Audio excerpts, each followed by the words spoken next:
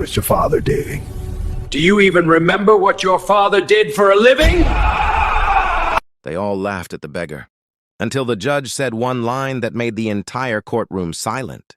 It started on a rainy evening outside a luxury restaurant. A homeless man named Eli stood quietly by the door, holding an old hat and whispering, "God bless you," to everyone who passed.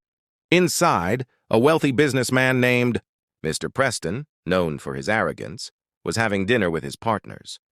When Eli approached to ask for leftover food, Preston sneered and said loudly, "Get away from my car, you filthy beggar! You're ruining the view." People laughed. Eli lowered his head and walked away. But one of the waiters, feeling sorry, handed Eli a small bag of leftovers. That same night, Eli was arrested, accused of scratching Preston's car. He swore he didn't do it, but no one believed him. The next morning in court, Preston stood tall in his tailored suit, smirking. "Your Honor," he said, "people like him should be kept off the streets. They don't deserve sympathy." Eli stood silently in torn clothes, shaking. The courtroom whispered cruel words. Then Judge Morris, an older man with kind eyes, leaned forward and asked, "Mr. Preston, what did your father do for a living?" Preston frowned. "He was a mechanic." "Why does that matter?" The judge sighed. "And your grandfather?" "He was a farmer," Preston replied impatiently.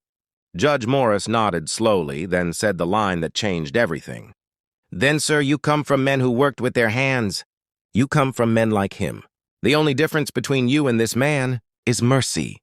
The courtroom went completely silent. Preston's smirk faded. His eyes dropped to the floor. The judge continued. "The evidence shows your car wasn't scratched at all. Case dismissed. But, Mr. Preston, I suggest you remember where you came from before mocking where others are." As the gavel struck, Preston turned to Eli. His voice broke. "I'm sorry. I forgot what it means to be human." Eli just smiled and said softly, "God bless you, sir."